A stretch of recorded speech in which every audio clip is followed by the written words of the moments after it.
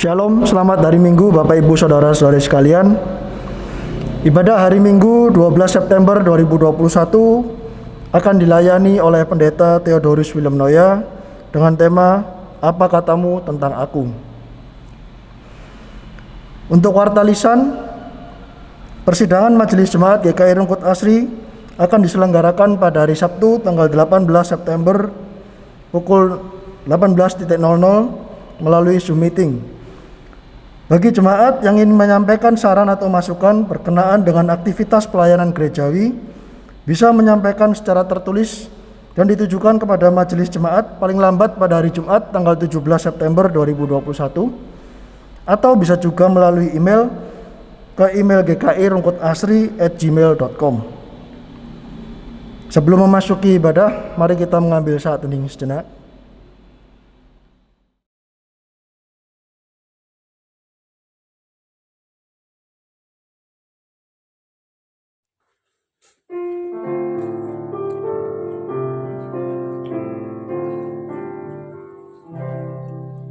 Berhimpun semua menghadap Tuhan, dan pujilah Dia pemurah benar. Berakhirlah segala pergumulan, diganti kedamaian yang besar.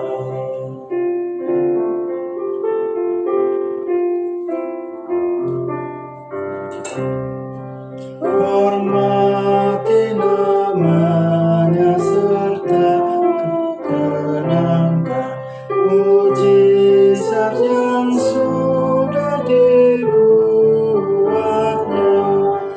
Hendaklah terus syukurmu kau nyatakan di jalan hidupmu seluruhnya.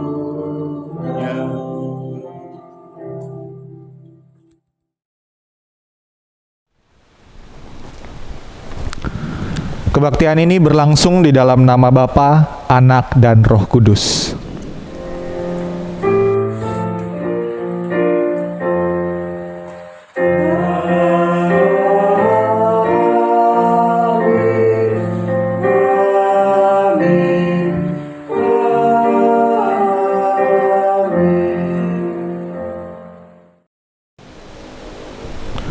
Tuhan beserta saudara sekalian.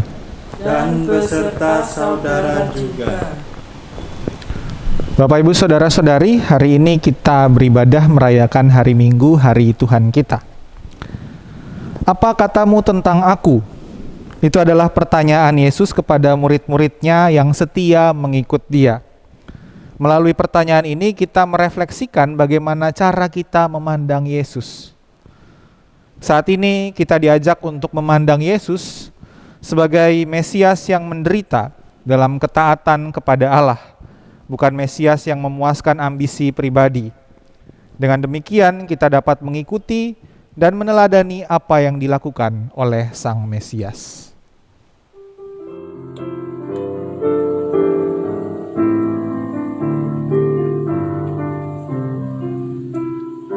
Ikuti Kau saja Tuhan, jalan damai bagiku. Aku selamat dan sentosa hanya oleh darah-Mu. Aku ingin ikuti Kau dan mengabdi padamu. Dalam Dikau juru selamat, ku bahagia penuh. Ikuti Kau di sengsara, karena janji-Mu teguh. Atas kuasa kegelapan, ku menang bersama-Mu. Aku ingin ikuti Kau dan mengabdi padamu. Dalam Dikau juru selamat, ku bahagia penuh.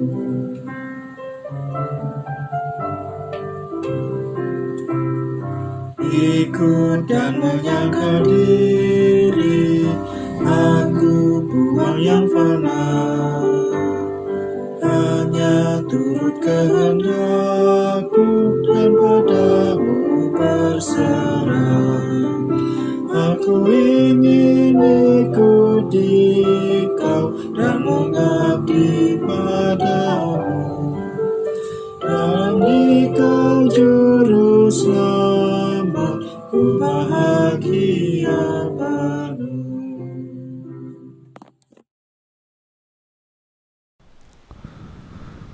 Mari berdoa mengaku dosa kita. Kita berdoa. Ya Allah pengasih, kami sering mengaku Engkau sebagai Allah kami. Seharusnya kehidupan kami mencerminkan siapa Engkau. Namun seringkali kami hidup dalam kebencian, iri hati, dendam, kesombongan, dan suka menghakimi sesama kami, sehingga kami mencemarkan kemuliaan-Mu.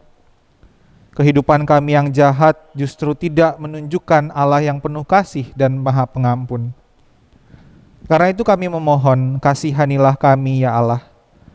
Ampunilah kami dan baruilah hidup kami. Kepadamu kami memohon. Amin.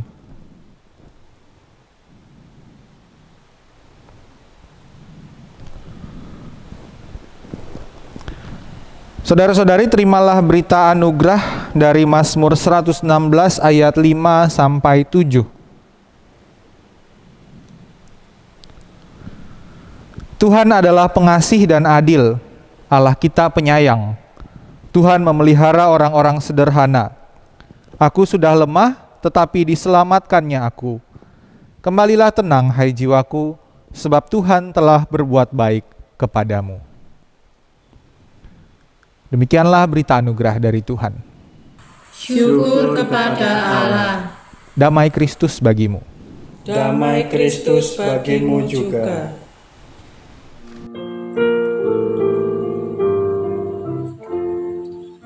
Ku diberi belas kasihan, walau tak layak hatiku. Tadiku angkuh kini heran, Tuhan besarlah rahmat-Mu. Kidung imanku bergema, rahmat-Mu sungguh mulia. Kidung imanku bergema, rahmat-Mu sungguh mulia.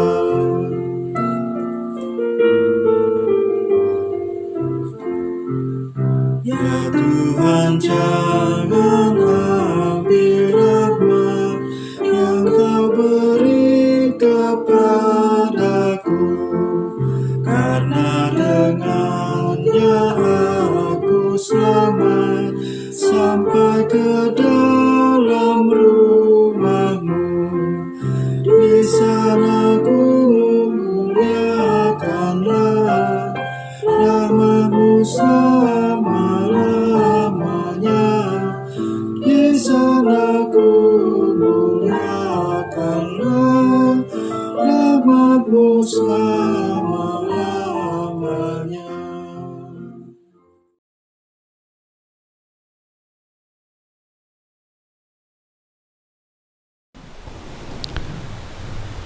Mari mempersiapkan hati kita untuk mendengarkan firman Tuhan. Kita berdoa.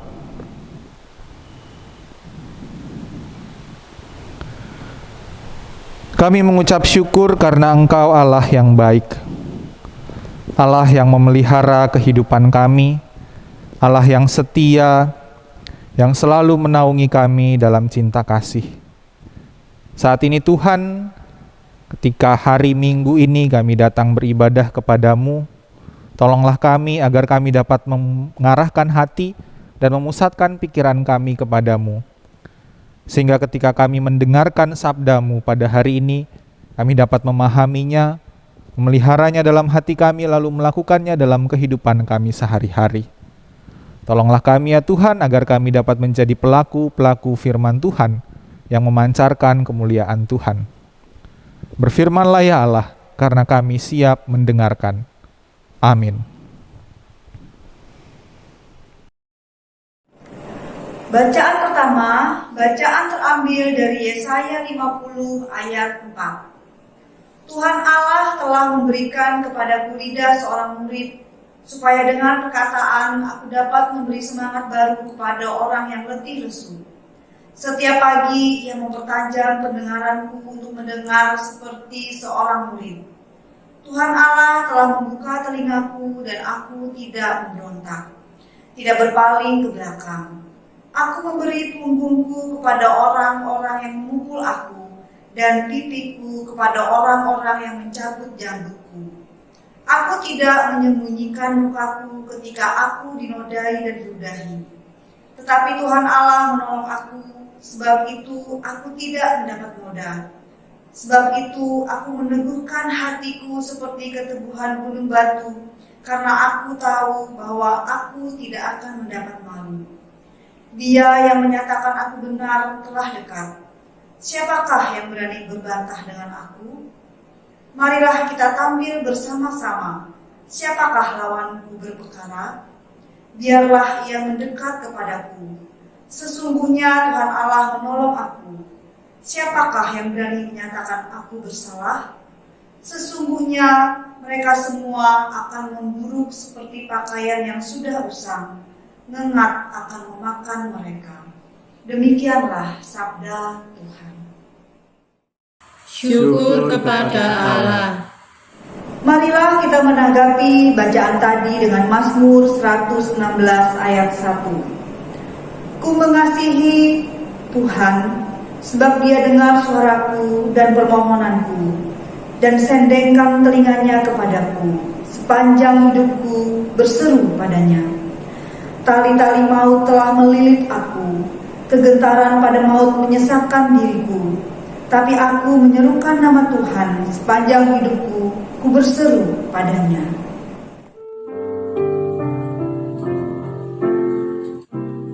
Tuhan adalah pengasih dan adil, Allah kita penyayang, Dia pelihara orang-orang sederhana.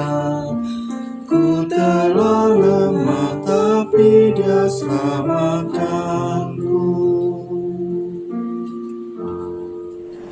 Kembalilah tenang hai jiwaku, sebab Tuhan telah berbuat baik kepadamu. Ya, kau sudah luputkan aku dari maut, dari air mata dan kaki yang tersandung. Aku boleh berjalan di hadapan Tuhan di negeri orang-orang hidup. Ku percaya sekalipun ku katakan, aku ini sangat tertindas ya Tuhan.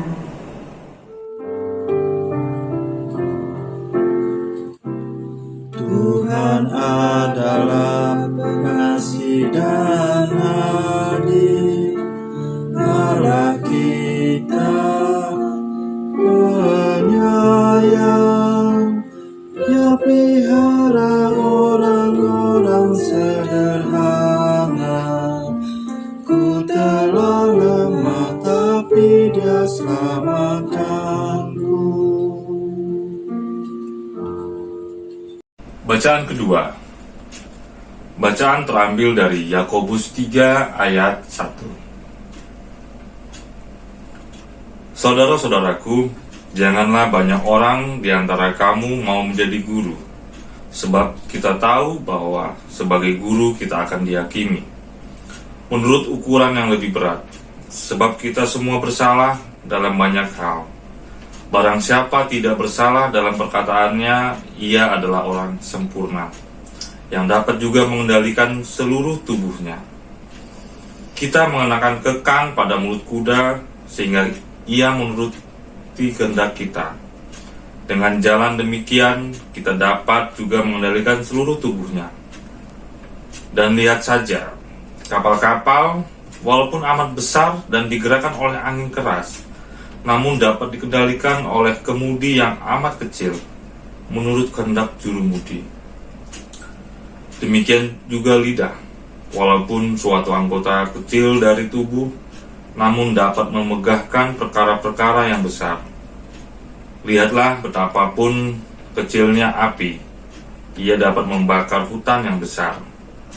Lidah pun adalah api. Ia merupakan suatu dunia kejahatan dan mengambil tempat di antara anggota-anggota tubuh kita sebagai sesuatu yang dapat menodai seluruh tubuh dan menyalakan roda kehidupan kita. Sedang ia sendiri dinyalakan oleh api neraka. Semua jenis binatang liar, burung-burung, serta binatang-binatang menjalar dan binatang-binatang laut dapat dijinakkan dan telah dijinakkan oleh sifat manusia. Tetapi tidak seorang pun yang berkuasa menjinakkan lidah. Ia adalah sesuatu yang buas dan tak terkuasai dan penuh racun yang mematikan.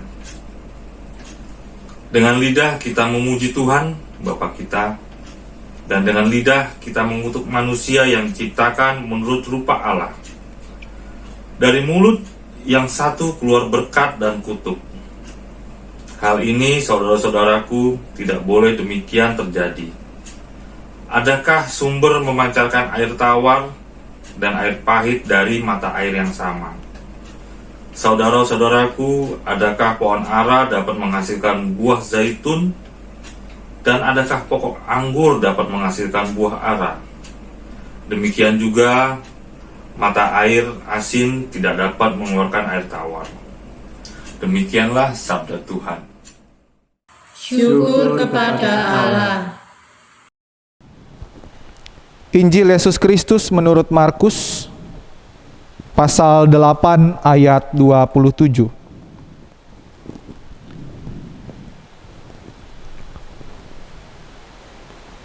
Kemudian Yesus beserta murid-muridnya berangkat ke kampung-kampung di sekitar Kaisarea Filipi. Di tengah jalan ia bertanya kepada murid-muridnya, katanya, "Kata orang, siapakah aku ini?" Jawab mereka, "Ada yang mengatakan Yohanes Pembaptis, ada juga yang mengatakan Elia, ada pula yang mengatakan seorang dari para nabi." Ia bertanya kepada mereka, "Tetapi apa katamu, siapakah aku ini?" Maka jawab Petrus, "Engkau adalah Mesias." Lalu Yesus melarang mereka dengan keras supaya jangan memberitahukan kepada siapapun tentang Dia. Kemudian mulailah Yesus mengajarkan kepada mereka bahwa Anak Manusia harus menanggung banyak penderitaan dan ditolak oleh tua-tua, imam-imam kepala dan ahli-ahli Taurat, lalu dibunuh dan bangkit sesudah 3 hari. Hal ini dikatakannya dengan terus terang. Tetapi Petrus menarik Yesus ke samping dan menegur dia. Maka berpalinglah Yesus dan sambil memandang murid-muridnya ia memarahi Petrus, katanya, "Enyahlah iblis, sebab engkau bukan memikirkan apa yang dipikirkan Allah, melainkan apa yang dipikirkan manusia." Lalu Yesus memanggil orang banyak dan murid-muridnya dan berkata kepada mereka, "Setiap orang yang mau mengikut aku, ia harus menyangkal dirinya, memikul salibnya dan mengikut aku. Karena siapa yang mau menyelamatkan nyawanya, ia akan kehilangan nyawanya. Tetapi barang siapa kehilangan nyawanya karena aku dan karena Injil, ia akan menyelamatkannya. Apa gunanya seorang memperoleh seluruh dunia tetapi ia kehilangan nyawanya? Karena apakah yang dapat diberikannya sebagai ganti nyawanya? Sebab barang siapa malu karena aku dan karena perkataanku di tengah-tengah angkatan yang tidak setia dan berdosa ini, Anak Manusia pun akan malu karena orang itu apabila ia datang kelak dalam kemuliaan Bapanya diiringi malaikat-malaikat kudus." Demikianlah Injil Yesus Kristus, yang berbahagialah mereka yang mendengarkan firman Allah dan yang memeliharanya. Haleluya.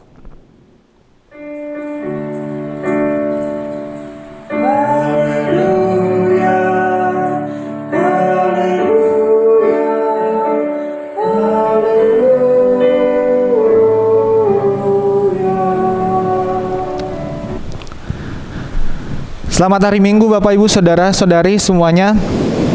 Semoga kita selalu sehat ya. Ya, kita masih terus bertahan di tengah situasi pandemi ini. Nah, Bapak Ibu, pertanyaan atau tema kita hari ini adalah pertanyaan. Apa katamu tentang aku? Kalau di teks Alkitab, Yesus berkata, apa katamu? Siapakah aku ini? Nah, ini sebenarnya pertanyaan yang cukup sulit dijawab. Mengapa sulit? Karena Yesus yang menurut kita, kata kita tentang Yesus itu dipengaruhi oleh berbagai macam sumber yang kita terima. Sumber utama pengenalan kita akan Yesus pastinya adalah Alkitab, khususnya Alkitab Perjanjian Baru. Nah, tapi 4 Injil yang ada dalam Perjanjian Baru pun menceritakan Yesus dengan sudut pandang masing-masing. Dan sudut pandangnya ini unik-unik, berbeda-beda. Keempat Injil itu punya pendekatan dan pemahaman yang berbeda, yang unik terhadap pelayanan Yesus di dunia. Belum lagi ditambah 23 kitab yang lain. Dan 13 diantaranya ada surat-surat Paulus. Bahkan seorang Paulus pun dia bisa menggambarkan Yesus, dia bisa memberi pandangan tentang Yesus yang berbeda sesuai dengan konteks, kebutuhan, dan kondisi jemaat tujuan suratnya.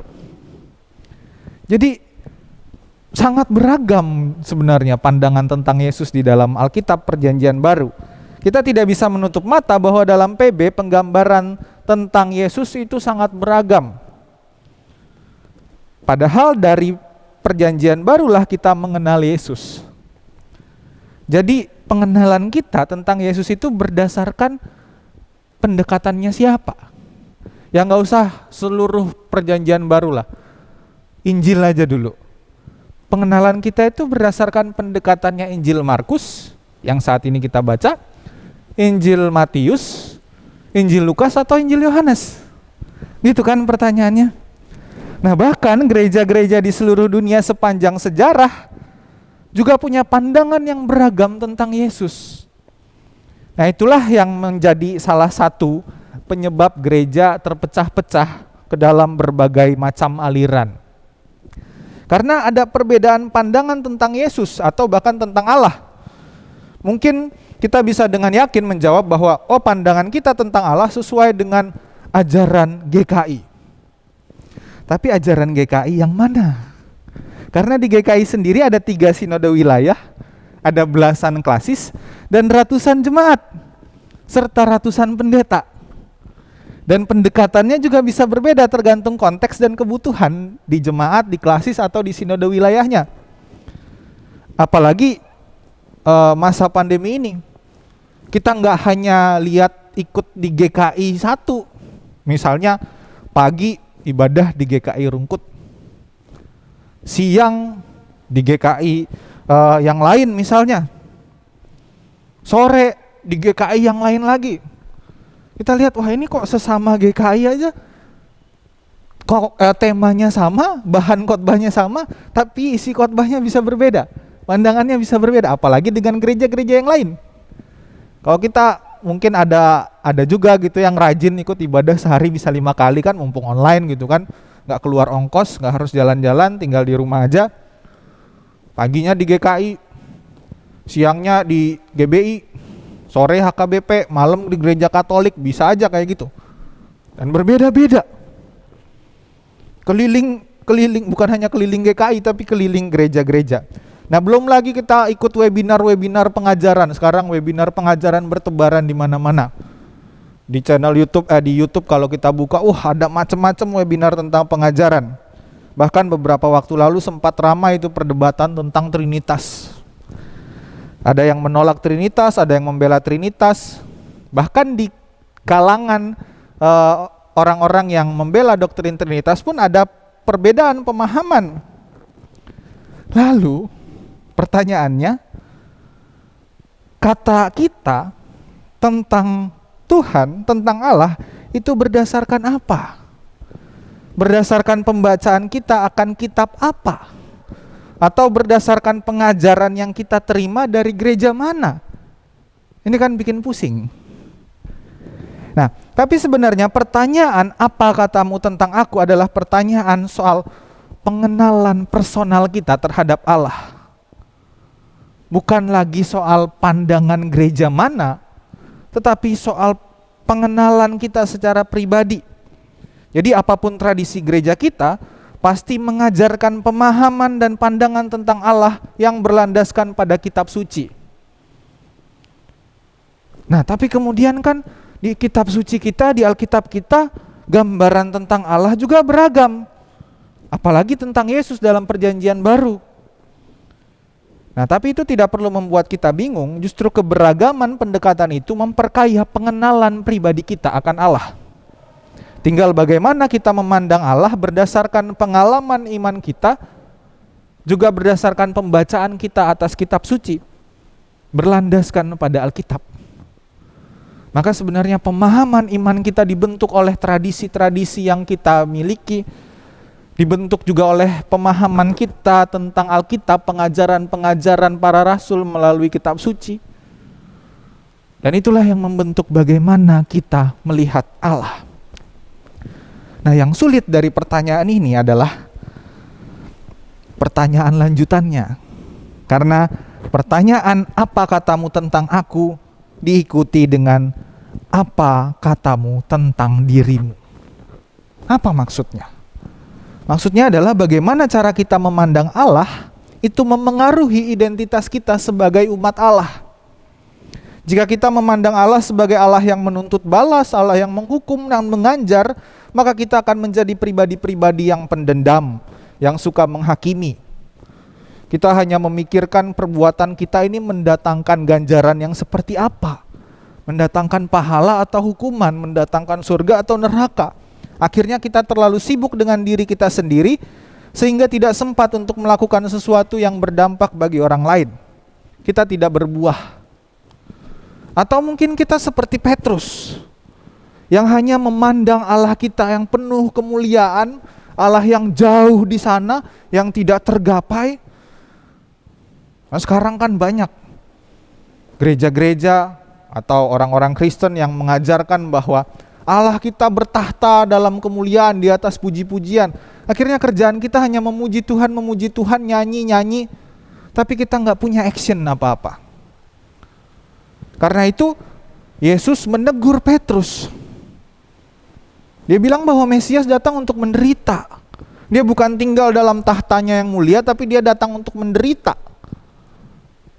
Dia datang untuk mengalami penderitaan ciptaannya. Dia datang untuk berbela rasa dengan ciptaannya. Dan itulah cara dia menebus ciptaannya. Jika kita memiliki cara pandang seperti ini, bahwa Allah kita adalah Allah yang berbela rasa, Allah yang memberi dirinya, Allah yang mau turun dari kemuliaannya untuk berbagi dengan ciptaannya, maka itu membentuk identitas kita sebagai pribadi-pribadi yang mau peduli pada sesama, yang mau berkorban bagi kepentingan orang lain, yang bukan hanya tinggal nyaman dengan kondisi kita di gereja, di dalam gereja, tapi kita mau terlibat dalam masyarakat, kita mau terlibat untuk pembangunan, kita mau terlibat untuk keadilan sosial. Karena cara pandang kita terhadap Allah adalah Allah yang menderita, Allah yang memberi dirinya, Allah yang meninggalkan kemuliaannya untuk merasakan penderitaan yang dialami oleh umatnya. Dan Allah yang menebus umatnya. Jika kita memandang Allah sebagai Allah yang pengasih dan pengampun, Allah yang peduli dan berbela rasa pada umatnya, maka kita pun menjadi pribadi-pribadi yang berbela rasa, yang mengasihi, yang mengampuni sesama kita. Jika kita melihat Allah sebagai Allah yang merangkul, yang lemah, yang membela mereka yang menderita dan tertindas, kita pun akan berjuang demi keadilan, merangkul yang lemah dan membela yang tertindas. Jadi kembali lagi kepada pertanyaannya. Apa katamu tentang aku? Bagi saya, Allah yang saya percaya adalah Allah yang memberikan rahmat dan cintanya kepada semua orang. Allah yang merangkul dengan kasih. Allah yang meninggalkan kemuliaannya, dia merangkul kerapuhan, dia merangkul kesederhanaan untuk berbela rasa dengan ciptaannya. Dan Allah yang demikian itu juga mengajak kita untuk merangkul kerapuhan kita, untuk merangkul sesama kita, mengusahakan kebaikan, sekalipun kita dalam kesulitan, untuk terus mengerjakan kasih dan rahmat Allah itu dalam kehidupan kita.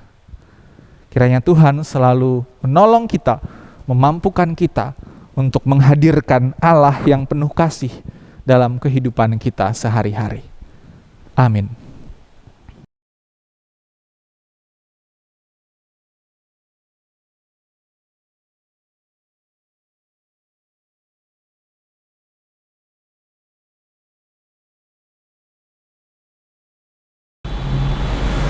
Marilah kita bersama dengan umat Allah pada masa lalu, masa kini, dan masa depan, mengingat janji baptisan kita dengan mengikrarkan pengakuan iman rasuli kita yang berbunyi demikian.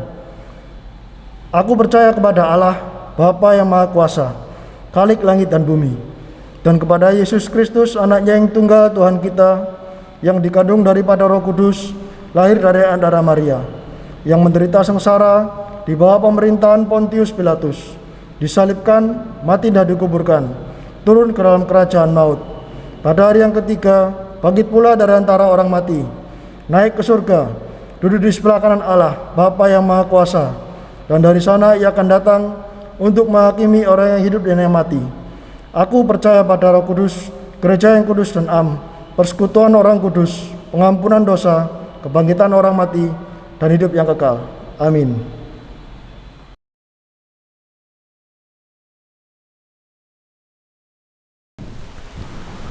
Mari bersyafaat.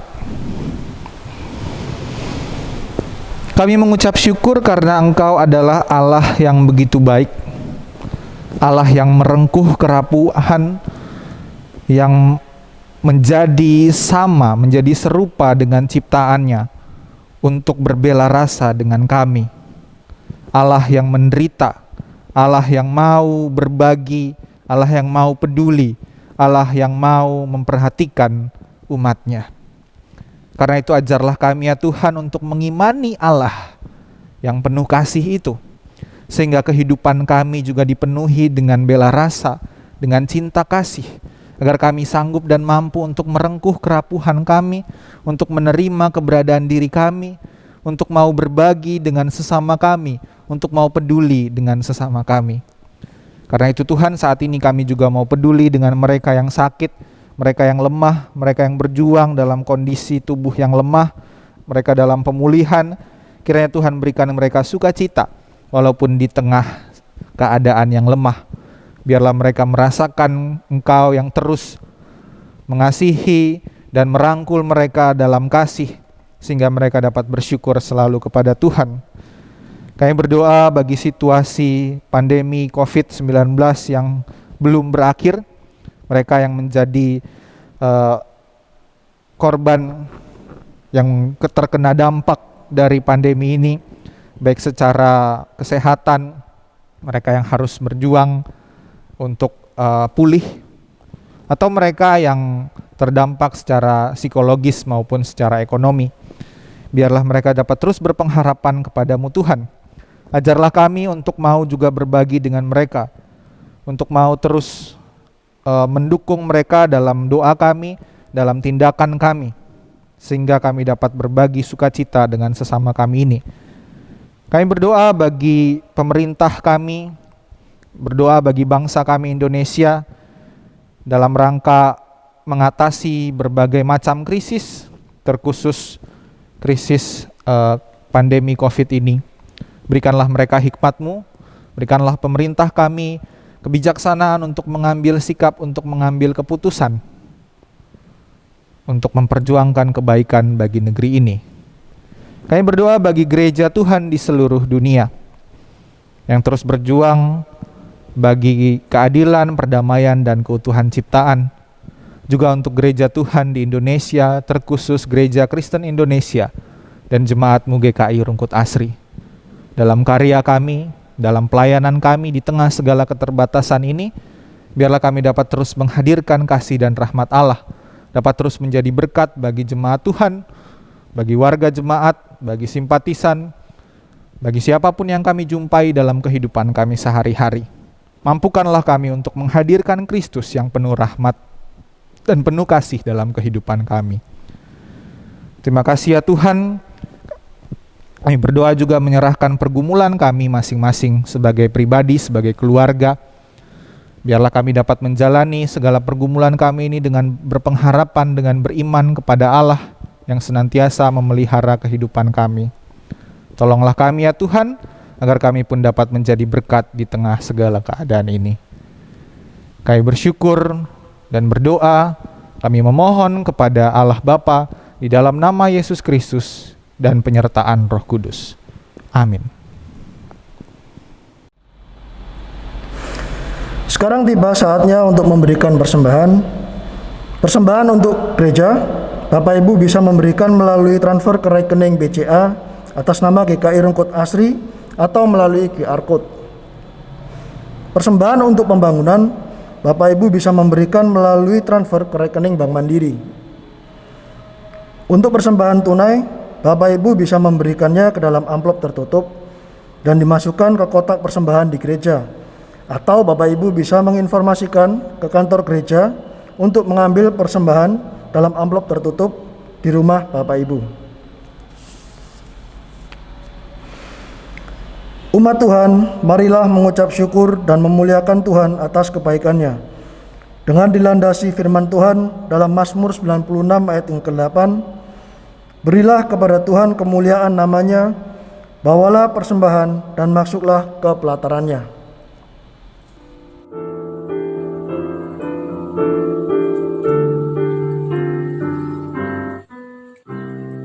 Mari puji Raja Surga, persembahan bawalah, ditebusnya jiwa raga, maka puji namanya.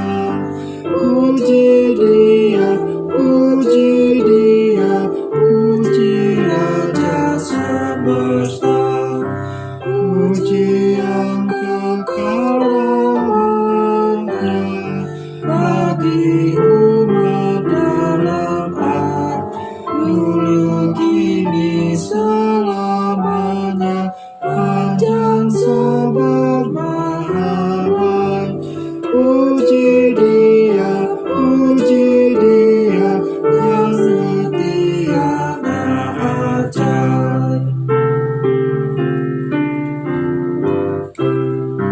Bagai Bapa yang penyayang, siapa kita Ia tahu, tangan kasih-Nya menatang, ditanya bahayawan. Puji Dia,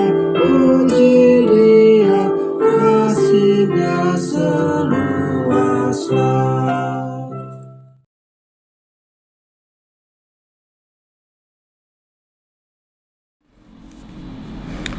Mari kita berdoa. Ya Tuhan, kami mengucap syukur atas kehidupan yang telah Tuhan berikan kepada kami semua, atas cinta dan kasih-Mu yang kami rasakan dalam kehidupan sehari-hari. Kami menyerahkan persembahan ini Tuhan sebagai bentuk ucapan syukur kami. Kiranya persembahan ini dapat dipakai untuk menjadi berkat bagi sesama. Engkau juga menyertai majelis jemaat yang mengelola persembahan ini. Kiranya Tuhan memberikan hikmat agar dapat mengelolanya dengan bijak untuk menyatakan karya keselamatan-Mu di tempat ini. Terima kasih Tuhan, dalam Yesus Kristus kami sudah berdoa. Amin.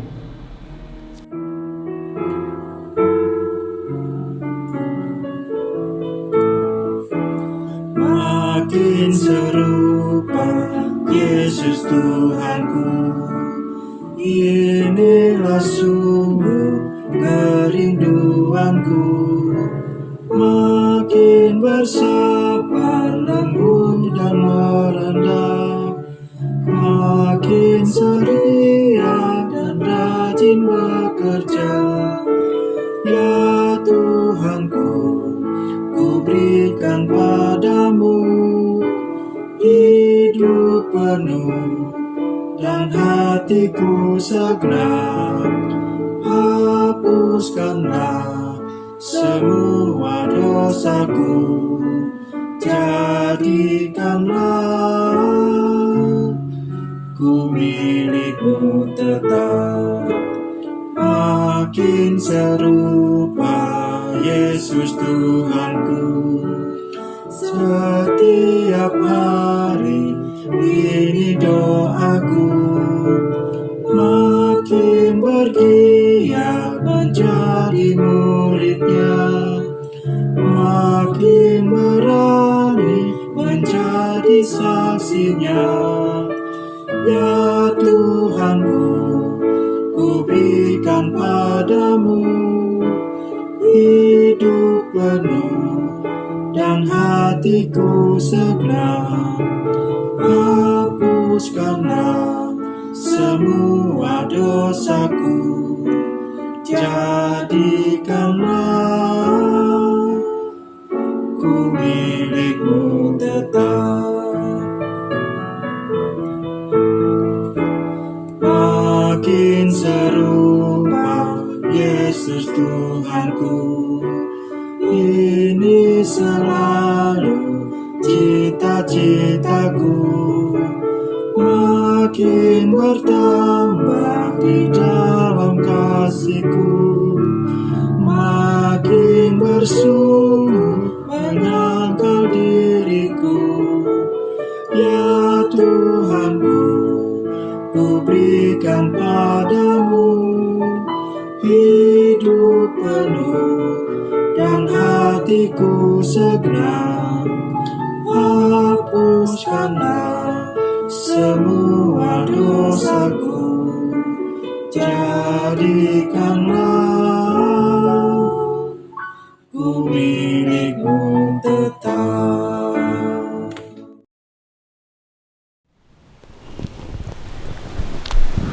Saudara-saudari, arahkanlah hatimu kepada Tuhan.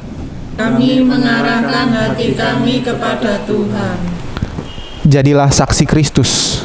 Syukur kepada Allah Terpujilah Allah Bapa, Anak, dan Roh Kudus. yang tidak pernah memisahkan kita dari kasih-Nya sekarang dan selamanya. Kini terimalah berkat Tuhan dan jadilah berkat. Kiranya Allah memberkati kita dengan sukacita yang cukup untuk menyegarkan kita, pencobaan yang cukup untuk menguatkan kita, kesedihan yang cukup untuk memanusiakan kita, harapan yang cukup untuk membahagiakan kita, dengan kegagalan yang cukup untuk membuat kita tetap rendah hati, keberhasilan yang cukup untuk membuat kita tetap bersemangat, sahabat yang cukup untuk memberi kita ketenangan, dengan iman yang cukup untuk menghadapi setiap tantangan dan membuat setiap hari menjadi lebih indah. Kiranya Allah Tritunggal Maha Kudus melingkupi kita dengan cinta dan rahmat-Nya kini dan selamanya.